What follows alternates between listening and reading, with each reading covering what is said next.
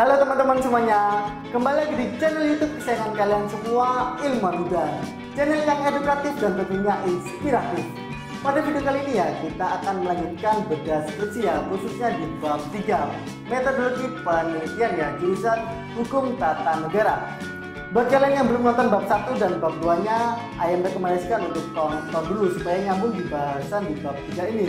Kemudian buat kalian yang belum subscribe channel Ilmuwan Muda, buruan segera subscribe dan tekan tanda loncengnya agar kalian tidak ketinggalan info-info menarik seputar mahasiswa, seputar skripsi dari kami.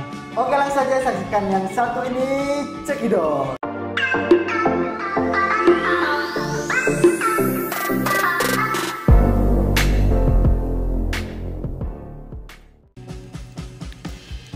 Oke teman-teman, kita akan langsung membahas bab 3-nya. Bab 3 itu biasa disebut juga metode penelitian. Lalu ada juga yang menyebutnya kerangka penelitian. Kali ini di skripsi ini bab 3-nya disebut dengan metode penelitian. Oke, apa saja isi dari bab 3 ini? Yang pertama, bagian A, jenis penelitian. Lalu yang B, lokasi penelitian. C, kehadiran peneliti. Kemudian yang D, sumber data. Lalu yang E, teknik pengumpulan data. Lalu F, teknik analisis data. Kemudian yang G, pengecekan keabsahan temuan. Dan yang H, tahap-tahap penelitian. Selanjutnya akan kita bahas satu per satu. Yang pertama, A, jenis penelitian. Jenis penelitian yang digunakan peneliti adalah penelitian hukum empiris. Penelitian hukum empiris adalah penelitian hukum positif tidak tertulis mengenai perilaku anggota masyarakat dalam hubungan hidup bermasyarakat. Peneliti juga menggunakan jenis penelitian kualitatif yang menggunakan jenis penelitian lapangan atau field research dalam pencarian data, dan menggunakan studi deskriptif atau menggambarkan data secara sistematis, faktual dan akurat mengenai fakta-fakta, sifat, serta hubungan antara fenomena yang diselidiki. Jenis penelitian kualitatif ini dipilih oleh peneliti karena dalam penelitian ini peneliti akan memberikan penafsiran terhadap hasilnya. Namun demikian tidak berarti bahwa dalam penelitian kualitatif ini sama sekali tidak diperbolehkan menggunakan angka. Selanjutnya bagian B, yakni lokasi penelitian. 1. Peneliti memilih lokasi SDN Bulu 2 dikarenakan mendapatkan informasi bahwa terdapat salah seorang siswa SDN Bulu 2 bernama M. Zara yang memiliki kendala dalam pelaksanaan BDR atau belajar dari rumah.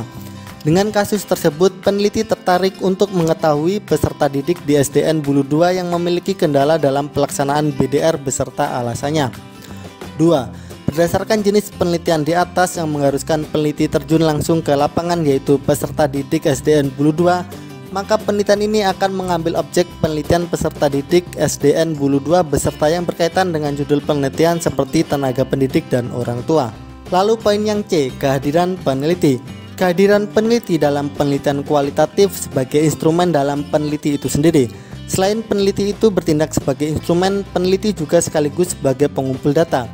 Karena kedalaman dan ketajaman hasil dalam menganalisis data tergantung pada ketelitian peneliti. Ini menurut Leksi tahun 2007. Penelitian ini dilaksanakan selama 6 bulan yang dimulai pada bulan Juni sampai bulan November tahun 2020.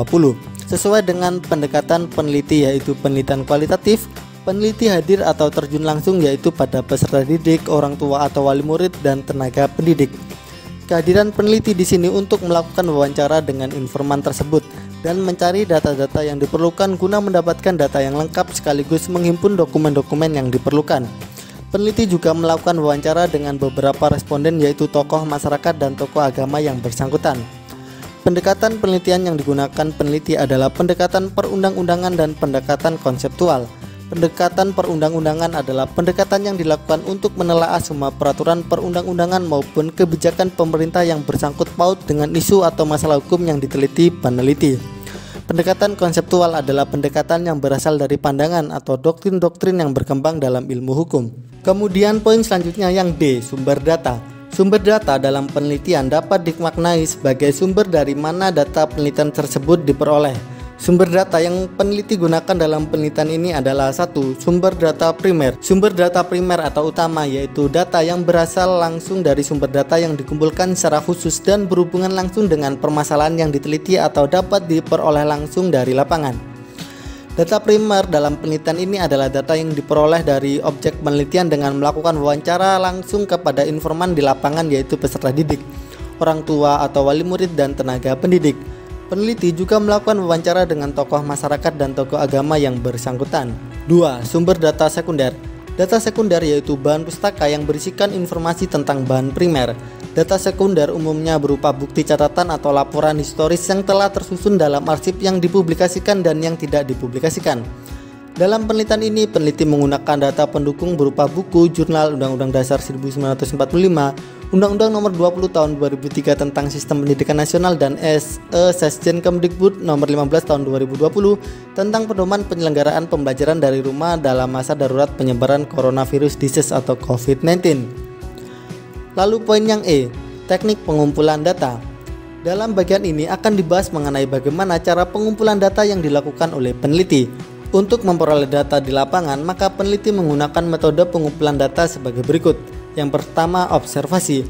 Observasi adalah pengamatan dan pencatatan sesuatu objek dengan sistematika fenomena yang diselidiki. Dalam observasi melibatkan dua komponen, yaitu si pelaku observasi yang lebih dikenal sebagai observer dan objek yang diobservasi yang dikenal sebagai observasi. Teknik ini dilaksanakan dengan mengunjungi SDN Bulu 2 guna mendapatkan data peserta didik yang memiliki kendala dalam pelaksanaan BDM berupa alamat dari para tenaga pendidik, khususnya wali kelas, dan selanjutnya peneliti datang langsung ke rumah peserta didik untuk mendapat keterangan baik dari peserta didik maupun orang tua atau wali murid. 2. Wawancara. Wawancara merupakan metode pengumpulan data dengan cara bertanya langsung atau berkomunikasi langsung dengan informan dan responden. Dalam berwawancara terdapat proses interaksi antara pewawancara dengan informan maupun responden. Wawancara yang digunakan peneliti dalam penelitian adalah wawancara tidak terstruktur karena bersifat lebih luas dan terbuka. Pertanyaan yang diajukan bersifat fleksibel tetapi tidak menyimpang dari tujuan wawancara yang telah ditetapkan. Dalam wawancara ini yang menjadi informan yaitu peserta didik, orang tua atau wali, tenaga pendidik beserta dinas pendidikan, akademisi, tokoh masyarakat, dan tokoh agama. Lalu yang ketiga, dokumentasi. Dokumentasi adalah proses pengumpulan data dengan melibatkan atau mencatat suatu laporan yang sudah tersedia. Metode ini dilakukan dengan melihat dokumen-dokumen ataupun surat resmi seperti catatan-catatan serta buku-buku dan peraturan yang ada. Dokumen yang akan diperoleh peneliti dapat berupa data profil sekolah, data profil desa, foto wawancara, dan surat-surat yang dibutuhkan seperti surat izin penelitian.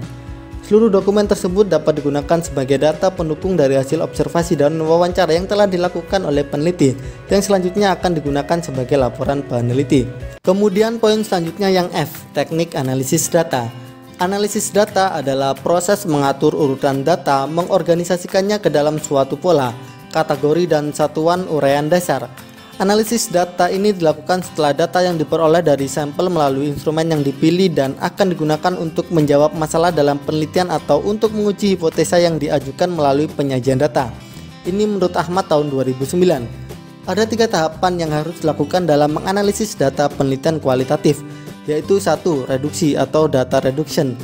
Reduksi data merupakan kegiatan merangkum, memilih hal-hal pokok, memfokuskan pada hal-hal yang penting dan mencari tema dan polanya.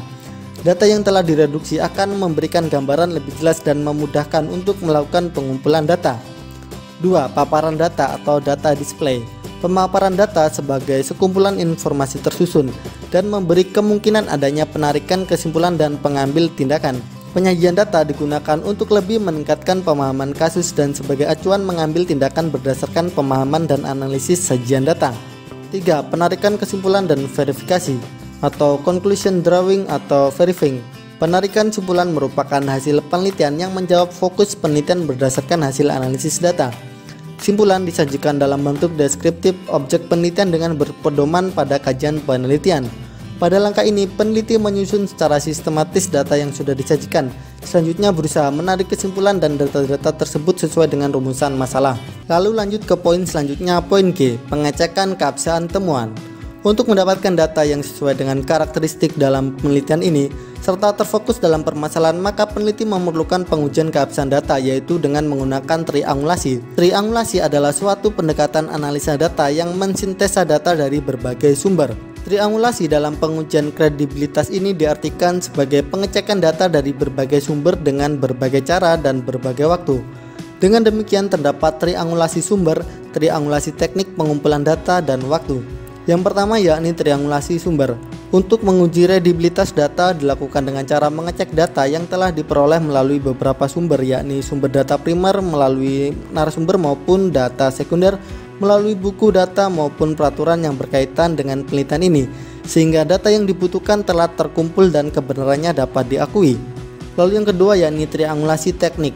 Untuk menguji kredibilitas data dilakukan dengan cara mengecek data kepada sumber yang sama dengan teknik yang berbeda. Dalam penelitian ini, peneliti menggunakan observasi terlebih dahulu, lalu melakukan wawancara dan dibuktikan melalui dokumentasi wawancara.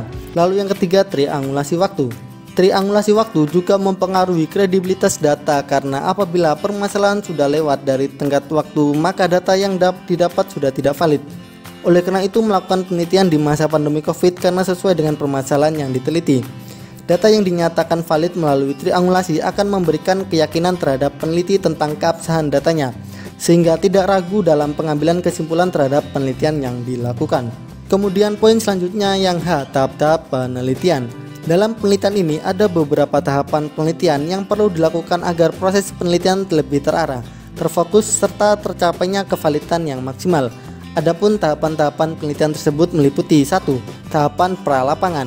Dalam tahap ini yang dilakukan oleh peneliti adalah menentukan fokus penelitian, menentukan lapangan peneliti, mengurus perizinan, menjajaki dan menilai keadaan lapangan dan menyiapkan kebutuhan maupun perlengkapan peneliti.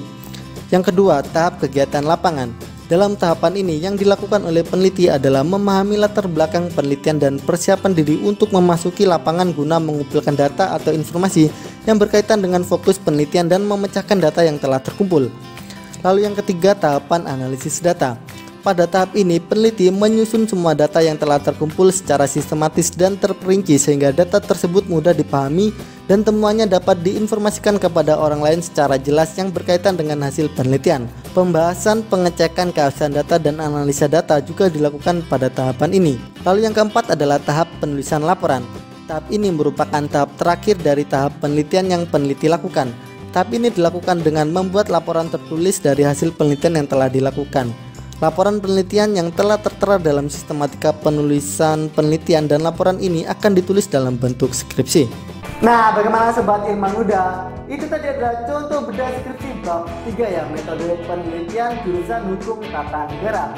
Buat kalian yang masih bingung, jangan sungkan-sungkan langsung saja tanyakan di kolom komentar di bawah ini. Dan apabila menurut kalian semua video ini bermanfaat, jangan lupa untuk like dan share video ini ke teman-teman kalian semuanya. Oke, cukup sekian dari Ayam. Salam dari kami, salam ilmuwan muda.